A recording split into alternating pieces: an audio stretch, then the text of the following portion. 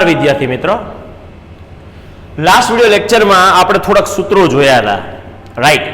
વિધેયો અને કો વિધેયો જોયા હતા, પછી થોડો ઘણો બેઝિક ખ્યાલ મેળવ્યો હતો. જો ઈ ખ્યાલ યાદ હોય ને તો જ આને આગળ વધારાય છે. ઓકે, તો બેઝિક ત્રણ સૂત્રોમાં તમને આ ખબર હોવી જોઈએ: sin square theta plus cos square theta is equal two 1 plus tan square theta is equal to sec વર્ગ થીટા, 1 પ્લસ cot વર્ગ theta is equal two cosec વર્ગ થીટા. એટલીસ્ટ 10 ટાઈમ્સ 10 વખત લખેલા હોવા જોઈએ. આઈ હોપ કે તમે બધા 10 વખત લખી નાખ્યા હશે, બરાબર? એ સિવાય sin થીટા બરાબર cos 90 માઇનસ થીટા અથવા તો pi by 2 minus theta, cos theta is equal to sin 90 minus theta અથવા તો pi by 2 minus theta. Okay, પછી tan theta is equal to cot pi by 2 minus theta. Okay, પછી cot theta is equal to tan pi by 2 minus theta. પછી sec theta is equal to એનું કો વિધેય cosec pi by 2. મેં તમને શીખવાડ્યું કો વિધેય કોને કહેવું? sin નું કો વિધેય cosine, પણ આપણે ખાલી cos લખી છે, cosine, cosec નહીં. sin નું કો વિધેય cosine, પણ આપણે એનું શોર્ટ ફોર્મ cos લખી છે. પછી tan નું કો વિધેય cotan, પણ એમાંથી આપણે cot જ લઈએ છીએ. ઓકે, sec નું કો વિધેય cosec, પણ અહીંયા આખે લેવું પડે કારણ કે એમાં ત્રણ અક્ષર લેવા જાઓ તો આ બંને મિક્સ થઈ જાય એમ. ઓકે, તો cosec theta is equal to sec pi by 2 minus theta અથવા તો 90 માઇનસ થીટા. ઓકે, આટલા સૂત્રો આપણને બેઝિક પરફોર્મન્સના સ્વરૂપમાં ખબર હોવા જોઈએ. આ સિવાય આપણે જે ભણીશું, ચિહ્નો વિશે ભણીશું, ઘણું બધું ભણવાનું છે. ઓકે, પણ બધું યાદ રહે એટલે હું ધીમે ધીમે ચલવું, ઉતાવળ નથી કરતો. તો માની લો કે આપણે એકમ વર્તુળ લઈએ, એકમ વર્તુળ ધ્યાન આપજો. તો હું એકમ વર્તુળ મોટું દર્શાવું, પણ તમારે એમ જ માનવાનું કે એક એકમ જ છે એની. નો, વર્તુળ હરખું ન થયું, નહીં? ઓકે, થોડુંક નાનું દોરું, બહુ મોટું દોરીશ પણ દેખાવું જોઈએ એટલું થોડુંક મોટું દોરવું જોઈએ. બસ લો, વર્તુળ જેવું અહીંયા જરાક નથી લાગતું, પણ આપણે ધારી લેશું કે વર્તુળ જેવું જ છે.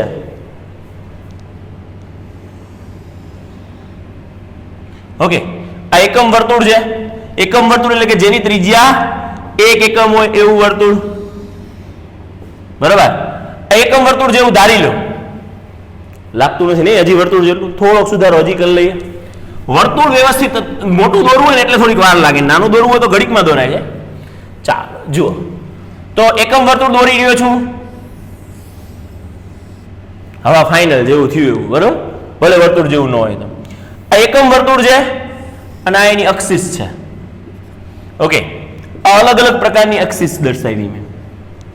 હવે આ એકમ વર્તુળની અંદર સૌથી પહેલો પોઈન્ટ આ થાય કે આને 0 કહેવાય, આને 90 કહેવાય. એની જગ્યાએ આપણે શું લખશું? Pi by 2. આને 180 કહેવાયની જગ્યાએ આપણે શું લખશું? તો કે પાઈ. આને 270 કહેવાની જગ્યાએ આપણે શું લખશું? તો કે 3 પાઈ બાય 2. 0 90 એટલે 180 ભાગ્યા 2, પાઈ એટલે 180 સમજવાના, એટલે 90. અહીંયા 180 એટલે પાઈ ના પાઈ. 270 એટલે તમે જો પાઈ ની જગ્યાએ 180 મૂકશો ને એટલે 180 ભાગ્યા 2 એટલે 90, અને 90 તરી 270 થઈ જશે. તો માની લો કે તમે એક રાઉન્ડ ફરો 90 ડિગ્રી, બીજું ફરો 90 એટલે 180, ત્રીજું 90 એટલે 270 ને ચોથું 90 એટલે 360 એટલે અહીંયા આવશે 2 પાઈ. ઓકે, તો આવી રીતનું કેલ્ક્યુલેશન ચાલુ રહે. 0 pi by 2, pi, 3 pi by 2, 2 પાઈ. 2 પાઈ એટલે 360 ડિગ્રી, પાઈ એટલે 180 સમજીને ચાલો.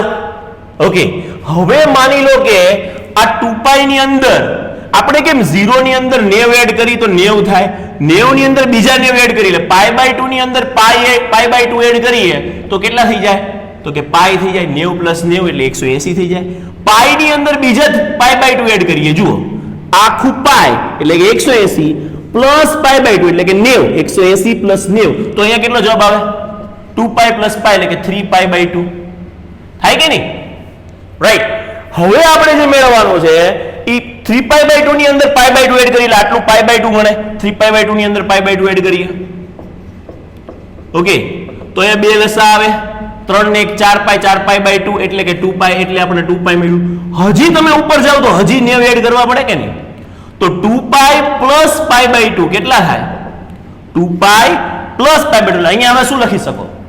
તો અહીંયા લખી શકો 4 પાઈ પ્લસ 5 એટલે કે 5 પાઈ બાય 2. અહીંયા બીજું એક લખી શકો તમે 5 પાઈ બાય 2. રાઈટ.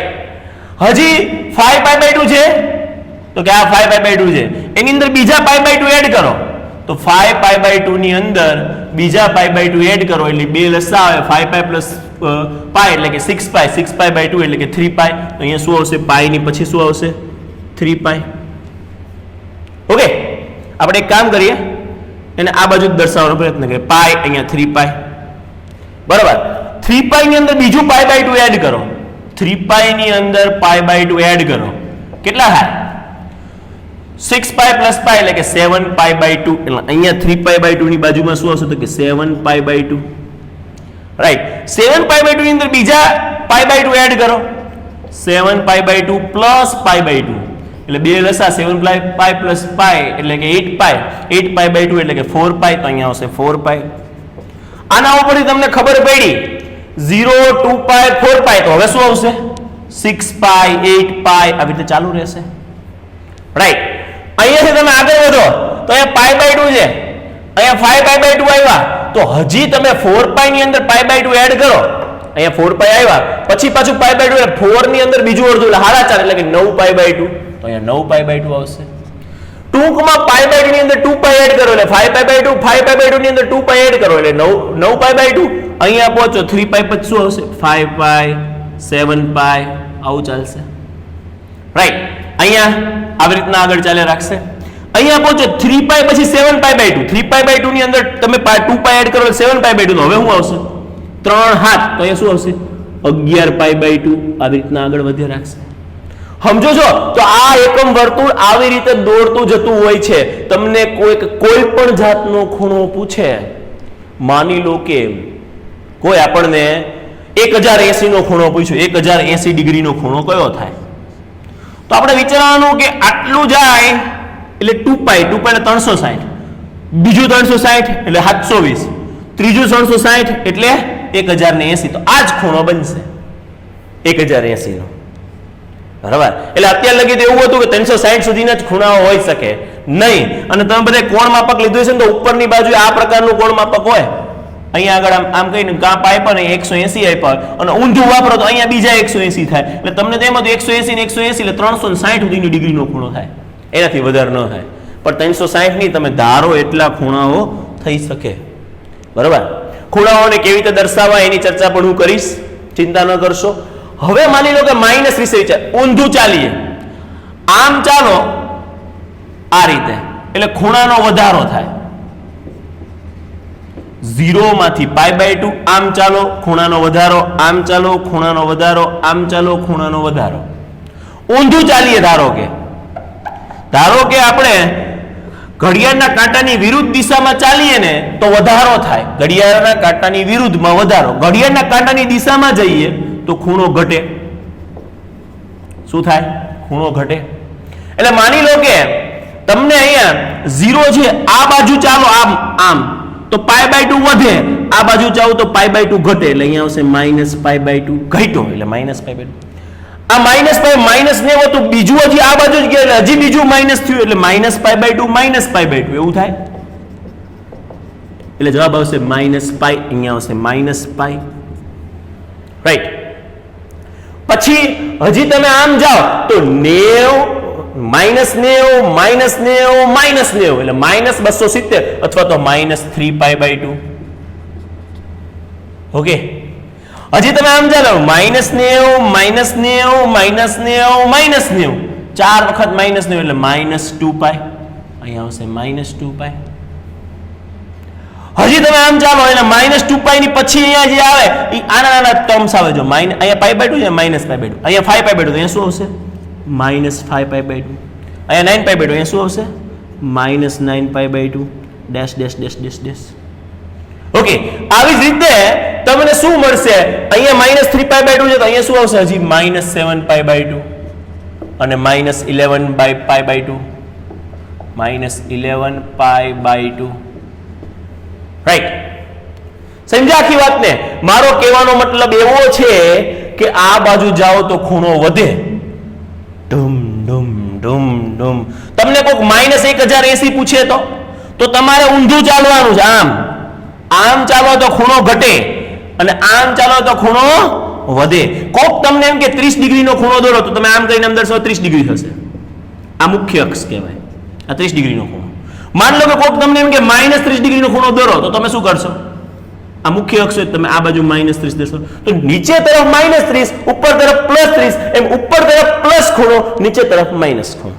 સીધી સાદી વાત છે ભાઈઓ, એમાં કંઈ જ ખોટું નથી. ઓકે, તો જો હવે તમને -π, π, 3π, 5, 7π, હવે અહીંયા શું થશે? અહીંયા શું મળશે? હજી -3π, -5π આવું મળતું જશે અપ ટુ એવી રીતે અહીંયા -2π, -4π, -6π અપ ટુ મળતું જશે. રાઈટ, તો આ ખૂણાની કરામત થઈ. કોઈક આપણને એમ કે આટલા ડિગ્રીનો ખૂણો બનાવો તો કેવી રીતે બને એ આપણને સમજાવવું જોઈએ. ઓકે, તો આ થયું આપણું એકમ વર્તુળ કે જેનું આ માપ 1 એકમ હોય, આ માપ 1 એકમ હોય, આ માપ 1 એકમ હોય, આ માપ 1 એકમ હોય. અને આ બધાના યામ તમને ખબર, આના યામ થાય આ 1 હોય ને તો આના યામ થાય 1 0. રાઈટ, આના યામ થાય -1 0, આના યામ થાય 0 1, આના યામ થાય 0 -1. ઓકે, તો આ બેઝિક કોન્સેપ્ટ થયો ખૂણોનું વધવું, ખૂણાનું ઘટવું, કેટલો એંગલ આપણે લેવો એમ. રેડી? ઓકે, પછી આપણે આગળ જઈશું. સ્ક્રીનશોટ લેવાઈ જાય એટલે ચાલો જુઓ. હવે માની લો કે આપણને કોઈ ખૂણો દોરવાનો કે આટલા ડિગ્રીનો ખૂણો દોરો, આપણા કોર્સમાં નથી છતાં પણ હું તમને એક્સ્ટ્રામાં સમજાવું છું કે કોઈ ખૂણો દોરવાનો કે તો કેવી રીતે એ ખૂણો દોરવો. ઓકે, માની લો કે કોઈ આપણને એમ કે, સાંભળજો થોડુંક હું રાખું છું હજી આટલું ભાગ, કારણ કે આ ભાગ હશે તો જ આગળ વધારે મજા આવશે. ઓકે, ચાલો કોક આપણને એમ કે પેલા માઇનસ ને પેલા પ્લસ લઈ લઈએ, 145 ડિગ્રીનો ખૂણો દોરો. તો આપણે શું કરવાનું? અહીંયાથી વિચારવાનું કે 145 ડિગ્રીનો ખૂણો ક્યાં બને? તો તમારે અહીંયા આગળ આવી રીતે એક વર્તુળ દોર દેવાનું. રેડી? વર્તુળ દોરો એ પહેલા તમારે ચેક કરવાનું કે 145 ડિગ્રીનો ખૂણો ક્યાં આગળ બને છે એ જોવાનું. તો અહીંયા આગળ આપણે 145 ડિગ્રીનો ખૂણો અહીંયા આગળ મળે, આટલું 90 અને આટલું 45. તો એનો મતલબ આખું વર્તુળ દોરવાની જરૂર નથી. આટલું વર્તુળ દોરી, ઓકે, આટલું વર્તુળ દોરી અને આમ દર્શાવી દો. બ્લુ પેન થી દર્શાવું તો વધારે ખબર પડશે. ક્યાં ગઈ બ્લુ પેન? તો તમારે આટલો જ ભાગ દર્શાવવાનો થાય. આમ કરીને આમ આર્યુ 145, તો આટલો ખૂણો મળી ગયો તમને 145. રાઈટ? કોઈ આપણને એમ કે -145 નો ખૂણો, તો -145 નો ખૂણો કેવી રીતે થાય? તો આપણે શું કરવાનું? એકમ વર્તુળમાં જોવાનું કે ક્યાં આગળ, અહીંયા આગળથી તમે -90 અને બીજું -45, એટલે આટલો ભાગ તમને મળે, આટલો ભાગ. ઓકે, જે આ તમે ખૂણો દર્શાવો તો આ ખૂણો કેટલો મળે? તો આ ખૂણો મળે તમને આવી રીતે દર્શાવી દો તો આટલો ખૂણો મળી જાય તમને, જેને તમે શું કહેશો? -145 ડિગ્રી. રાઈટ? તો ઘણા બધા ખૂણાઓ દર્શાવી શકાય. જેમ કે હું તમને એમ કહું કે 400 ને કેટલા લેશું? 430 લેશું? નહીં, 430 એટલે 60 ડિગ્રી થઈ જાય. ઓકે, 430 નો ખૂણો લઈ શકાય. તો આપણે 430 નો ખૂણો દોરીએ. ચાલો, +430 નો ખૂણો કેવી રીતે દોરાય? 430 નો ખૂણો તો પહેલા તો એકમ વર્તુળ લેવાનું છે, આવી રીતે એક આવી રીતે લાઈન લઈ લેશું. જોઈજો, આના ઉપર 430 નો ખૂણો એટલે તમને ખબર છે 430 એટલે કેટલા થાય? તો કે 360 + 90 થાય. થાય કે નહીં? 460 430 એટલે 360 + 90 થાય. ચલો આપણે એક કામ કરીએ, 430 લેવાની જગ્યાએ હજી થોડુંક વિચારીએ અને 436 9 45 થાય નહીં? 430 જ લેવાય. 430 એટલે કેટલા થાય? 60 થાય ને યાર. 6 × 420 નો ખૂણો લઈએ. ચાલો સમજવા પૂરતો 420 ડિગ્રીનો. આ હારો આંકડો હારો આવે 420. ચાલો હવે 360 પ્લસ 60 થયું એનો મતલબ તમારે 360 તો આખે આખું ફરી જ જવાનું છે આ 360 પછી થોડોક આમ રાખવાનું જો આટલી ગેપ રાખવાની અને કેટલો ખૂણો ઉપર લેવાનો તો કે 60 ડિગ્રી જેટલો ઉપર લઈ લેવાનો આટલો ખૂણો ઉપર લઈ લેશું તમે તો તમને જે આ ખૂણો મળ્યો હવે ઈ કેટલાનો મળ્યો કહેવાય 420 ડિગ્રીનો ખૂણો કહેવાય તો શું કર્યું મેં 360 આખા બતાવી દીધા અને પછી બીજા 60 360 પ્લસ 60 એટલે 420 થાય ઓકે તો સિમ્પલ છે ખૂણાઓને દર્શાવવાનું બીજા ઘણા બધા ખૂણાઓ પણ આપણે દર્શાવી શકીએ મારા ઇરેઝ નથી કરવું એટલે હું અત્યારે એઝ ઇટ ઇઝ રાખું છું હવે આગળ આપણે થોડીક બીજી ચર્ચા કરીએ આ હું આટલો ભાગ ઇરેઝ કરી નાખું છું આટલો ભાગ બરાબર તમને ફોટા મળી જ જશે સ્ક્રીનશોટમાં મળી જ જશે પણ તમે આ સૂત્રો બધા યાદ રાખજો હમણાં આપણે એનો ઉપયોગ પણ કરવાના છીએ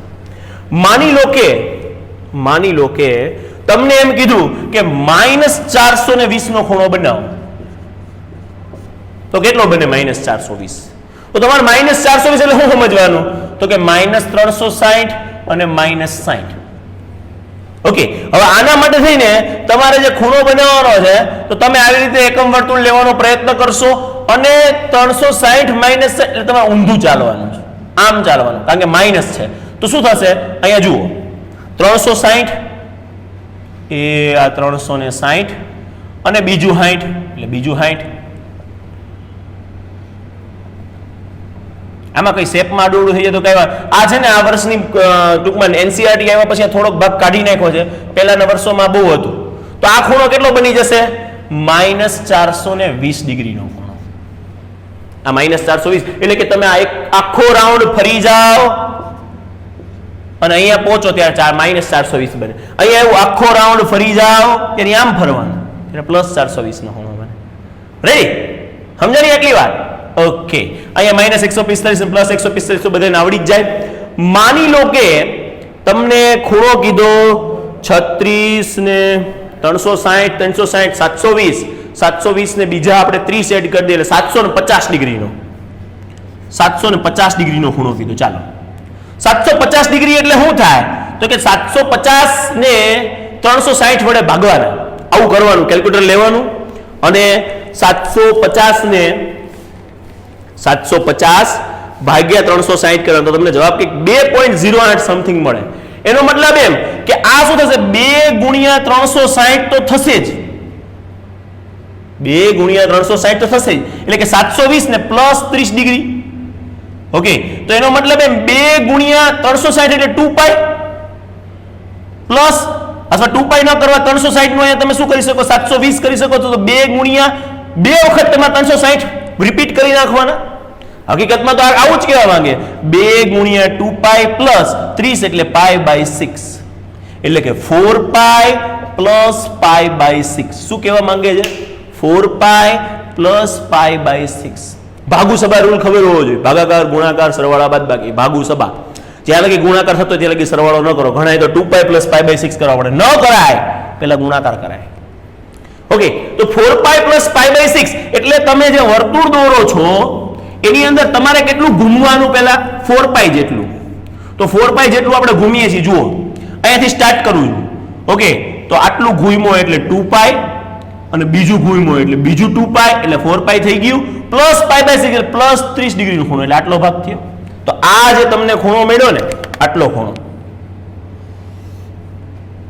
આટલો જે ખૂણો મળ્યો ને એ તમને કેટલો મળ્યો કે 750 ડિગ્રી અને જોઈને ખબર પડે કે હા આ રીતે આપણે ઘૂમવાનું હતું ઓકે તો આ તમને મળ્યો 750 ડિગ્રી રાઈટ તો આ ખૂણાઓનું માપન થયું આ એટલા માટે આ આકૃતિ મેં જીવતી રાખી કે તમને આનો બેઝિક ખ્યાલ ખબર પડે ઓકે ચાલો પછી આપણે આગળ જઈશું તો હવે એક રૂલ શીખવાડો છું ધ્યાન આપજો જેનું નામ છે ઓલેસ્ટીસી રૂલ ઓલેસ્ટીસી રૂલ તો આપણને બધા વિધેયો ખબર હોવા જોઈએ આ રૂલ બહુ ઇમ્પોર્ટન્ટ છે ધન અને ઋણની ગણતરી માટે આ રૂલ બહુ વધારે પડતો ઇમ્પોર્ટન્ટ છે ઓલેસ્ટીસી ઓકે ચાલો ધ્યાન આપો આને હું અત્યારે એઝ ઇટ ઇઝ રાખું છું અત્યારે પડતું ઓકે કારણ કે આ જે રહ્યું ને આ એ ખરેખર ત્રિકોણમિતિને જેટલી વસ્તુઓ તમારે મેથ્સમાં જરૂર પડશે એમાં બધામાં આ વસ્તુ એપ્લાય થશે ને થશે જ. ચાલો જુઓ, માની લો કે આમાં આપણે એ નક્કી કરવાનું કોણ ધન છે ને કોણ ઋણ છે. તો આને કહેવાય પહેલું ચરણ, જેને બ્લુ પેન થી આપણે દર્શાવી દઈએ. આને કહેવાય પહેલું ચરણ. કેટલા ભાગને? આટલા ભાગને પહેલું ચરણ કહેવાય. આટલો ભાગ, રાઈટ, આટલો ભાગ, આ પહેલું ચરણ. આ શું કહેવાય? બીજું ચરણ. આ શું કહેવાય? ત્રીજું ચરણ. આ શું કહેવાય? ચોથું ચરણ. સૂત્રનું નામ છે ઓલ એસટીસી. શું નામ છે? All STC. આનો મતલબ થાય બોલવાનું ઓલ એસટીસી એટલે લખવાનું એ રીતે ઓલ એસ ટી અને સી. શું બોલ્યો? ઓલ એસ ટી અને સી, રાઈટ. ઓલ એસટીસી યાદ રાખવાનું અને એ જ રીતે એપ્લાય કરવાનું અને આમ જ લખવાનું ઓલ એસટીસી. અહીંયા ઓલ એસ, અહીંયા ટી અને અહીંયા સી નહીં બકતા. શું બકે? All S T C. પહેલા ચરણમાં ઓલ, બીજામાં એસ, ત્રીજામાં ટી અને ચોથામાં સી. તરત પ્રશ્ન ઊભો થાય કે સાહેબ આ ઓલ એસ ટી સી એટલે શું? ઓલ એટલે બધા વિધેય. બધા એટલે કેટલા? તો ત્રિકોણમિતીય વિધેય 6 છે. કયા 6 છે? ત્રિકોણમિતીય વિધેય. ધ્યાન આપજો. ત્રિકોણમિતીય વિધેય અહીંયા લખીએ આપણે પહેલું ચરણ, અહીંયા લખીએ આપણે બીજું ચરણ, રોમન ડિજિટમાં લખું છું. અહીંયા લખીએ આપણે ત્રીજું ચરણ અને અહીંયા લખીએ આપણે ચોથું ચરણ. 4 ચરણ, રાઈટ. અને ચરણ વિશે તમે થોડું ઘણું શીખાઈશું ને, અને પહેલું ચરણ કહેવાય, અને બીજું ચરણ કહેવાય, ત્રીજું ચરણ કહેવાય, ચોથું ચરણ કહેવાય. ચાલો જુઓ. તો પહેલા તમને જે યાદ આવતો હોય વિધેયો, 6 વિધેયો લખવાના થાય ત્રિકોણમિતિય વિધેય. એક સાઇન, પછી કોસ, પછી ટેન. અને હવે આના વિરુદ્ધ લખીએ. સાઇન નું ઉલટું કોસેક, કોસેક કોસ નું વ્યસ્ત સેક અને ટેન નું વ્યસ્ત કોટ. ઓકે, ચાલો ત્યારે હવે જોવાનું કોણ ધન બને કોણ ઋણ બને. ઓલ નો મતલબ બધાય ધન, બધા જ ધન. એટલે પહેલું ચરણ હોય ને તો બધા જ ધન હોય. શું હોય? બધા જ ધન. બધા જ ધન એટલે સાઇને ધન, કોસે ધન, ટેને ધન, કોસેકે ધન, સેકે ધન ને કોટે ધન. બધા ધન એટલે મેં પ્લસ લખ્યું પહેલા ચરણમાં. બીજા ચરણમાં એસ છે. એસ નો મતલબ કોણ કોણ ધન? તો કે સાઇન અને એનું વિરુદ્ધ એટલે કે કોસેક. કોસેક, કોસ નહીં, સાઇન અને એનું ઉલટું કોસેક. ધન અને બાકી બધાય ઋણ. આ બે ધન.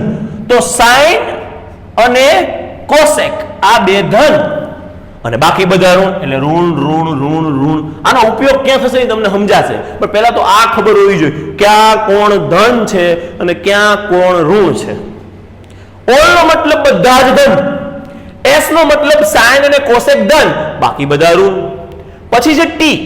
ત્રીજા નંબર ટી એટલે કોણ કોણ ધન હશે? હવે બોલવો જોઈએ કોણ કોણ ધન હશે? ટેન અને કોટ ધન, બાકી બધા ઋણ. તો ત્રીજા ચરણમાં ટેન ધન અને કોટ ધન, બાકી બધા ઋણ. ચાલો જલસા. ચોથા ચરણની વાત કરીએ. ચોથા ચરણમાં શું છે? સી. સી એટલે કોણ ધન?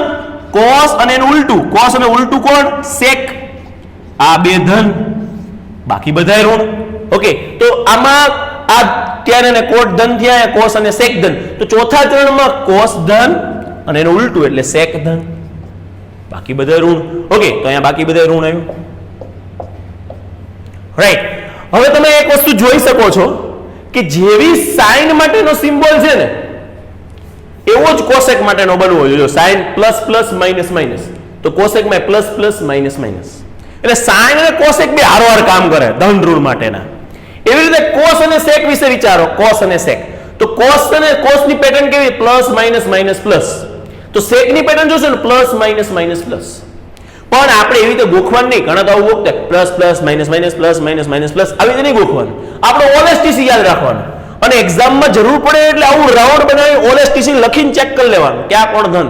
અને ધીમે ધીમે તો યાદ રહી જાય ભાઈ કે બીજા ચરણમાં સાઇન અને કોસેક ધન, ત્રીજા ચરણમાં ટેન અને કોટ ધન, ચોથા ચરણમાં કોસ અને સેક ધન, બાકી બધા ઋણ રહે. અને પહેલું ચરણ તો એવું છે એમાં બધાય ધન. ધીમે ધીમે યાદ રહી જાય. અને આ જ વસ્તુનો ઉપયોગ ફિઝિક્સમાં બહુ જ મોટા પ્રમાણમાં થશે. એટલે આને સ્કીપ ન કરતા, કારણ કે ફિઝિક્સમાં આ જ વસ્તુ આવશે, જ્યારે એંગલના ખૂણાઓનો તમારી ગણતરી આવશે ત્યારે સાહેબ આવું દોરશે અને કહેશે ઓલ એસટીસી. ઓકે, ચાલો હવે તમે tan માટે જુઓ, tan ની પેટર્ન પ્લસ માઇનસ તો એવી જ પેટર્ન તમને કોટની મળે છે. સાહેબ આનો ઉપયોગ ક્યાં, ઈ તો કયો, એ હું તમને કહું છું, થોડીક શાંતિ રાખો, ત્યારે હું બોલીશ ઓલ એસટીસી પ્રમાણે આમ થાય. ઓકે, ચાલો તો આપણે આનાથી થોડુંક આગળ વધીએ. હું એક એક ડોઝ તમને દેતો છું. આજે માત્ર ને માત્ર થિયરી પોર્શન જ ચાલી રહ્યો છે, દાખલાઓ હજી આજે આવ્યા જ નથી. એટલે આ સબ્જેક્ટ અત્યારે આજનો લેક્ચર તમારા માટે ફૂલ કંટાળાજનક હશે, પણ એનો કોઈ બીજો રસ્તો નથી. ક્લિયર? ચાલો હવે જોઈએ. આ જે બોલ્યો ને બધા જ ધન ને બધા જ ઋણ ને બધું શું છે એ મારે તમને સમજાવવું છે આગળ. હવે ઓકે, ક્યાં ધન બન્યા એ તમને ખબર પડી. પહેલા ચરણમાં બધા ધન બન્યા. આટલું તો મગજમાં, ધન અને વધવું એમાં ઘણો બધો ફેર છે. ધન હોવું અને વધવું આમાં ફેર છે, આ યાદ રાખજો. કારણ કે આગળ હમણાં શીખવાડીશ એમાં વધવું ને ઘટવું એવું આવશે, તો એમાં આ સિમ્બોલ કામ ન કરે. ધન હોવાનો મતલબ વધવું નથી. ધન હોવાનો મતલબ વધવું નથી. ધનનો મતલબ ઈ સંખ્યા ત્યાં ધન રહે. પહેલા ચરણમાં બધાય ધન રહે, એનો મતલબ તમે sin 30 મેળવો કે sin 45 મેળવો એ ધન જ રહે. માની લો કે કોઈ તમને એમ કે sin 30 મેળવો, તો sin 30 કયા ચરણમાં આવે? પહેલા ચરણમાં આવે. 30 ડિગ્રી પહેલા ચરણમાં આવે, આવે કે નહીં? માની લો કોઈ એમ કે sin 60, તો sin 60 ધન રહે, એની કિંમત ધન આવે. અને તમે એનું ટેબલ જોઈશો ને, આપણું ટેબલ sin cos tan વાળું જે લખ્યું છે, અને 0 degree 30 degree 45 degree 60 degree 90 degree એમાં બધા ધન જ રહેતા હતા, કારણ કે પહેલું ચરણ હતું. કયું ચરણ હતું? પહેલું ચરણ. ઓકે, તો આપણે આ બધું જોવાનું છે કે પહેલા ચરણમાં બધાય ધન રહે. માન લો કે તમને cos 30 કે cos 60 કહે તો એ ધન જ મળે. ઓકે, માની લો કે બીજા ચરણમાં જાઓ અને બીજા ચરણમાં તમને કોઈ એમ કીધું કે sin 120, તો sin 120 તો ધન જ રહેશે, પણ cos 120 આવશે તો cos 120 પોતે ઋણ થઈ જશે. cos 120 ની કિંમત ઋણ થઈ જશે. એટલે કારણ શું? કારણ કે 120 બીજા ચરણમાં, ઈ પાછી ખબર હોવી જોઈએ 120 કયા ચરણમાં જાય, તો કે 90 થી ઉપર અને 180 થી ઓછા. એનો મતલબ એમ કે 120 એ બીજા ચરણમાં છે. આવી બુદ્ધિ આપણે દોડાવવાની. કોઈ તમને કહેશે નહીં 120 કયા ચરણમાં, એ બુદ્ધિ વાપરવાની. યાર 120 એ બીજા ચરણમાં છે. ઓકે, ક્લિયર આટલું? ચાલો તો હવે થોડુંક આગળ જઈએ. સરસ મજાની વાત એ છે કે આપણે આવી ગણતરીઓ બહુ બધી આવશે, અને એમાં તમે પ્લસ માઇનસ મૂકવામાં મિસ્ટેક કરી ને એટલે જવાબ પૂરો તમારો. ઓકે, તો આજનો લેક્ચર તો એટલીસ્ટ 3 થી 4 વાર જોવાનો, સમજવાનો પ્રયત્ન કરવાનો, અને ચેપ્ટર પૂરું થશે ત્યારે તમે બધા ટાયર થઈ ગયા છો આ વસ્તુના. ઓકે, હવે બીજી વાત, યુગ્મ વિધેયો કોને કહેવા અને અયુગ્મ વિધેયો કોને કહેવા એની ચર્ચા કરીએ.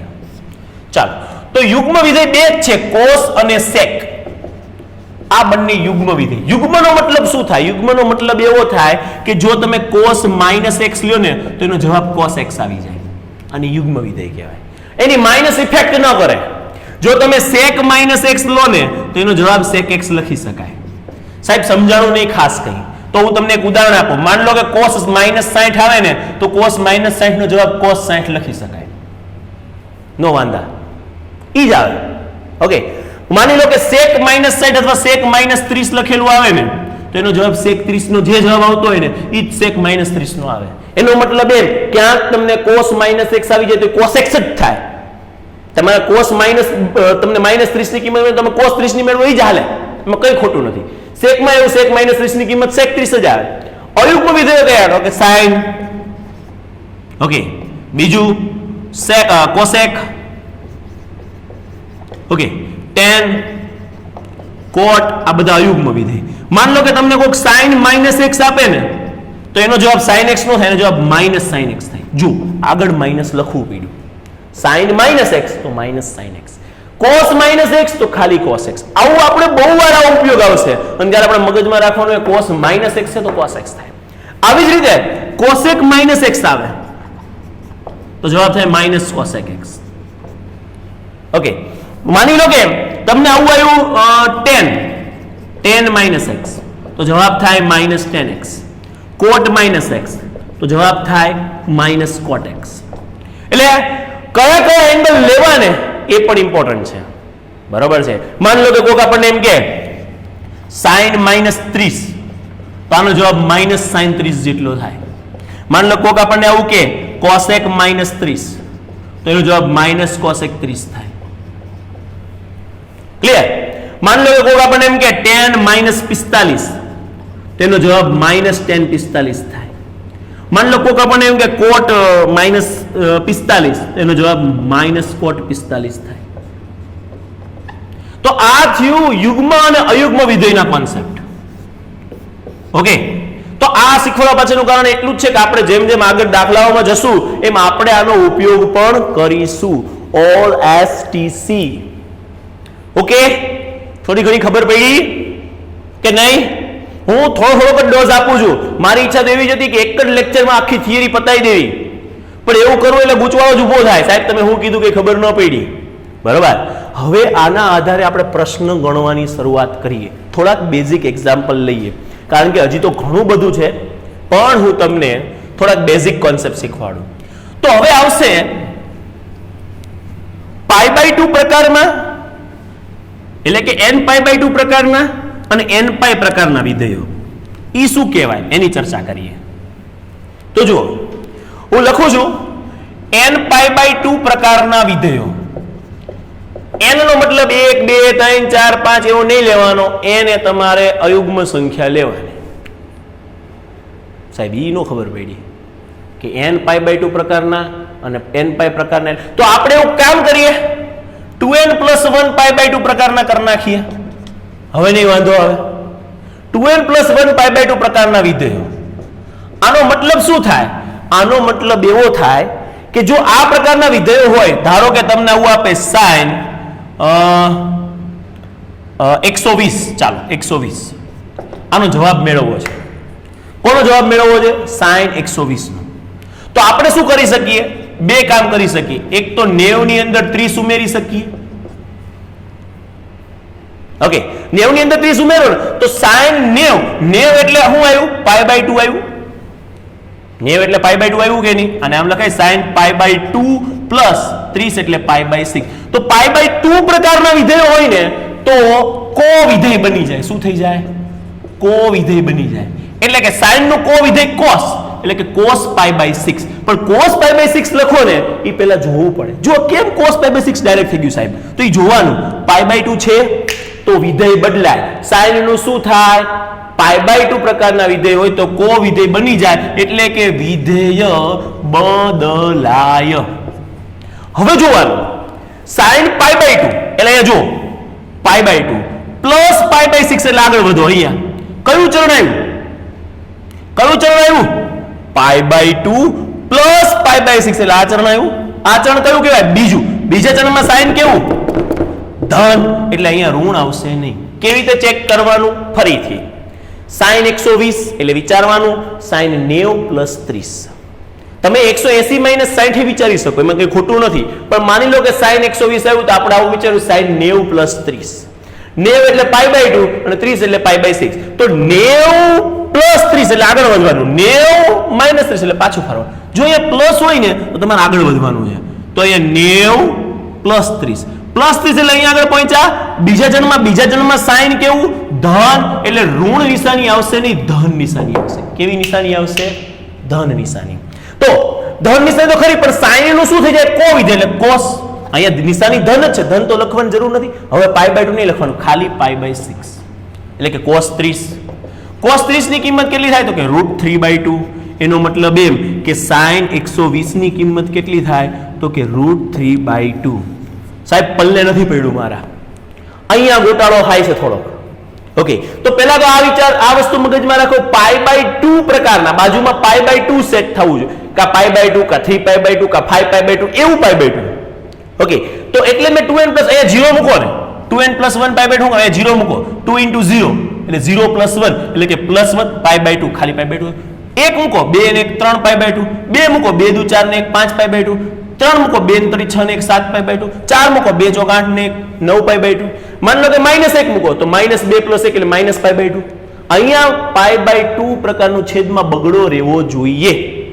આ બેઝિક રૂલ. જો છેદમાં બગડો રહેતો હોય તો sin નું cos થાય. જો π/2 3π/2 5π/2 ફરીથી જો અહીંયા π/2 3π/2 7π/2 9π/2 -π/2 -3π/2 -9π/2 -11π/2 કોઈ પણ હોય તો sin નું cos થાય નું કો વિધેય બની જાય.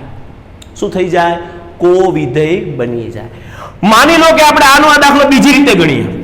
sin 120 તો 120 એટલે તમારે 90 અને 180 ની નજીકમાં પહોંચાડવાનું. તો અહીં 180 દેખાતો તો sin 180 - 60 એવું લખાય. જુઓ તો 180 - 60 એટલે 120 થઈ જાય. થઈ જાય કે નહીં? યસ થઈ જાય. તો sin ના sin 180 એટલે π અને 60 એટલે π/3. તો આનો મતલબ શું થયો? sin π - π/3. તો આપણે એક હેડિંગ અહીંયા એડ કરી દઈએ પછી આની ગણતરી કરીએ. માની લો કે હવે આ nπ પ્રકારના વિધેયો હોય. nπ પ્રકારના વિધેયો એટલે શું? n ની કિંમત તમે z માંથી કોઈ પણ લઈ શકો. n belongs to z. અહીંયા n belongs to z. Okay, માની લો કે આપણે લઈએ છીએ sin, આનો આ દાખલો ગણીએ sin 120 અને લખું છું sin 120 ની જગ્યાએ લખું છું 180 - 60. જેને પહેલી વારમાં ન સમજાય ને ઉપાધિ ન કરવી, આખો ચેપ્ટરમાં આ ધંધો કરવાના છે. એ ધીમે ધીમે તો સમજાય જ જશે. sin 180 એટલે શું લખાય? તો કે 180 એટલે π -π/3. ઓકે, તો જોવાનું કે sin π - π પ્રકારનું છે કે π/2? તો કે π/2 પ્રકારનું હોય તો sin નું cos થાય, π પ્રકારનું હોય તો e નું e જ રહે, એટલે sin ના sin જ રહે. અહીંયા sin, જો અહીંયા sin નું cos થઈ ગયું હતું કારણ કે π/2 હતું એટલે cos થઈ ગયું. π હોય તો sin π હોય તો sin નું sin જ રહે. ઓકે, હવે π - π/3. π એટલે આખું પ્લસ π/3 હોય તો આમ જ હાલત, પણ માઇનસ π/3 એટલે પાછા ફરવાનું. sin π એટલે કે 180 - 60 એટલે આ બિંદુ આવ્યું. તો કયું ચરણ આવ્યું? બીજું. અને બીજા ચરણમાં sin કેવું? અહીંયા જોવાનું, અહીંયા જોવાનું. ધન છે કે ઋણ અહીંયા જોવાનું, આની જોવાનું. sin π - π/3 π - π/3. કયું ચરણ? બીજું. બીજા ચરણમાં sin કેવું? ધન, એટલે sin અને આ લખી નાખવાનું π/3. હા, નો સમજાણું? સમજાઈ જશે, ચિંતા ન કરો. અને sin π/3 ની કિંમત √3/2. તો આ પણ તમને sin 120 ડિગ્રીની કિંમત મળી. ઓકે, જોવાનું કે પ્લસ થાય છે કે માઇનસ થાય છે, આ વસ્તુને સમજવાનો પ્રયત્ન કરવાનો.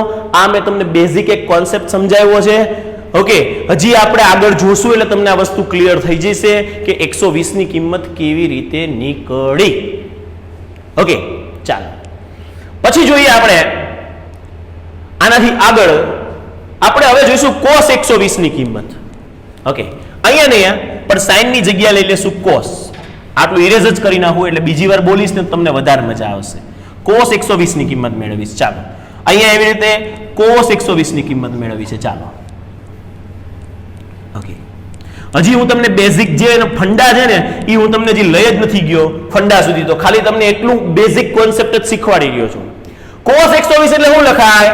તો કે cos 3 એટલે 90 + 30. 90 અથવા તો 180 ની આજુબાજુ પહોંચાડવાનો પ્રયત્ન કરવાનો.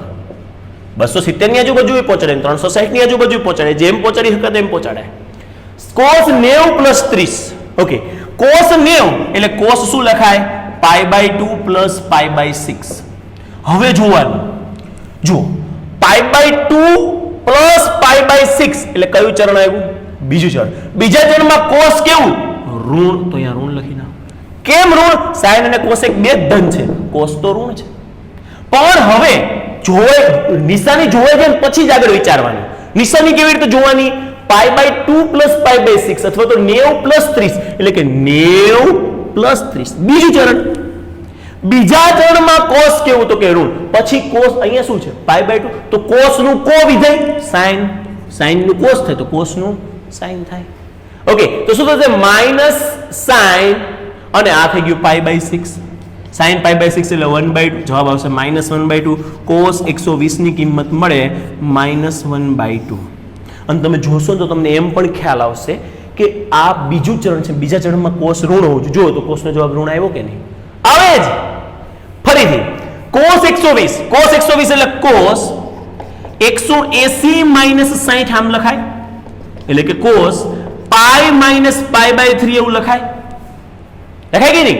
તો cos પાઈ સાંભળજો, આ પાઈ આ માઇનસ પાઈ બાય 3 કયું ચરણ? બીજું. બીજા ચરણમાં cos કેવું?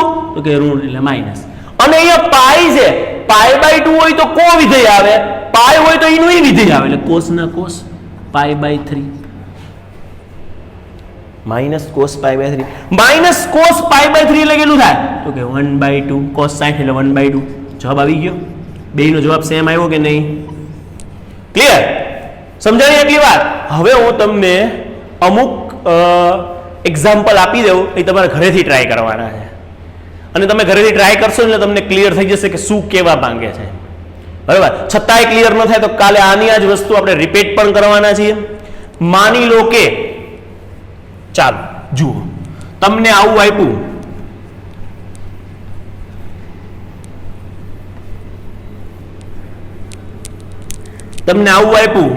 કે sin pi by 2 plus theta કેટલા થાય? sin pi by 2 minus theta કેટલા થાય? cos pi by 2 plus theta કેટલા થાય? cos pi by 2 minus theta કેટલા થાય? આવી રીતના બધા વિધેયનું મેળવવાનું. એટલે કે tan pi by 2 minus theta plus theta કેટલા થાય? tan pi by 2 plus theta, theta એટલે ખૂણો, એટલે આપણે બોલે 90 પ્લસ 30, આ 30 પ્રકારનો. ઓકે, પછી કોઈ આપણને આપે cot pi by 2 plus theta કેટલા થાય? એ માઇનસ આવશે. Okay, cot pi by 2 minus theta કેટલા થાય? Basic concept. ઓકે, હવે હજી આપણે આગળ જઈએ તો આપણે કેટલા વિધેય થઈ ગયા? sin, cos, tan, cot. હજી sec ને cosec બાકી છે, એટલે sec pi by 2 plus theta કેટલા થાય? sec pi by 2 minus theta કેટલા થાય? અને છેલ્લું cosec વચ્ચે, cosec ન ગણતા, ચાલો ને આટલું પતે. તમે વિચારો, sin પાઈ બાય 2 અહીંયા પાઈ બાય 2 આવે એટલે sin નું cos થઈ જાય, sin નું cos થઈ જાય, sin cos નું sin થઈ જાય, cos નું sin થઈ જાય. જો થીટા થીટા લખી જ નાખું. ચલો રેડી? સમજાણું? પાઈ બાય 2 તો sin નું cos, પાઈ બાય 2 તો sin નું cos, પાઈ બાય 2 તો cos નું sin, પાઈ બાય 2 તો cos નું sin, પાઈ બાય 2 તો tan નું cot, પાઈ બાય 2 તો tan નું cot, પાઈ બાય 2 તો cot નું tan, પાઈ બાય 2 તો cot નું tan, પાઈ બાય 2 તો sec નું cosec, પાઈ બાય 2 તો cosec sec નું cosec. હવે નિશાની મૂકવાની છે. નિશાની મૂકતા સમજજો, sin pi by 2 plus theta, pi by 2 plus theta કયું ચરણ? બીજું. બીજા ચરણમાં sin કેવું? ધન, તો એ ધન sin આવશે. ધન sin તો લખવાની જરૂર હોય નહીં, પણ તમને સમજાવવા પૂરતું ધન. sin pi by 2 minus theta, pi by 2 minus theta એટલે કયું ચરણ? પહેલું. પહેલામાં તો બધાય ધન, એટલે ધન જ આવશે. સમજા? Pi by 2 minus theta. cos pi by 2 plus theta, pi by 2 plus theta, plus theta બોલ્યા એટલે બીજા ચરણમાં વયા ગયા. પાઈ બાય 2 પ્લસ થીટા એટલે બીજા ચરણમાં cos કેવું? તો કે sin અને cosec બે જ ધન, cos ઋણ એટલે અહીંયા માઇનસ sin આવશે. cos pi by 2 minus, minus કે પાછું ફરી જવાનું, જ્યાં જતા હોય નથી પાછું ફરી જવાનું, એ જતા હતા પાછા ફર્યા. પ્લસ કે તો આગળ આવી જવાનું, તો શું મતલબ થયો? પાઈ બાય 2 માઇનસ થીટા, આમાં તો બધાય ધન એટલે આ ધન sin આવશે. Okay, tan pi by 2 plus theta, pi by 2 plus theta, tan કેવું? બીજા ચરણમાં ઋણ એટલે અહીંયા ઋણ આવશે. tan pi by 2 minus theta, પહેલા ચરણમાં બધાય ધન એટલે ધન આવશે. cot pi by 2 plus theta એટલે ઓટોમેટિક ખબર પડી કે બીજું ચરણ, બીજા ચરણમાં તો cot ઋણ જ આવશે. cot pi by 2 minus theta એ ધન આવશે. sec pi by 2 plus theta, આ બીજા ચરણમાં cosec ધન છે, sec તો ઋણ જ છે એટલે અહીંયા ઋણ આવશે. sec pi by 2 minus theta એટલે આ ધન આવશે, કારણ કે પહેલું ચરણ છે. હવે માની લો કે આપણને cosec કીધું હતું, cosec pi by 2 plus theta બરાબર કેટલા? અને cosec pi by 2 minus theta બરાબર કેટલા? ઓકે, તો pi by 2 plus theta, cosec pi by 2 plus theta, બીજા ચરણમાં, બે ચરણમાં cosec ધન છે, પહેલા તો cosec નું sec થશે એ કહી દેવાનું, sec થશે એ કહી દેવાનું. પછી ચિહ્ન જોવો તો cosec pi by 2 plus theta cosec ધન એટલે ધન આવશે અહીંયા, અને પાઈ બાય 2 માઇનસ થીટા એ તો ધન જ આવે કે નહીં, પહેલું ચરણ છે. ઓકે, તો આટલે સુધી રાખું છું. બાકીનું આપણે નેક્સ્ટ વિડિયો લેક્ચરમાં આના વિશે સવિસ્તાર જોઈશું, આવું પાછું દોરીને. Thank you.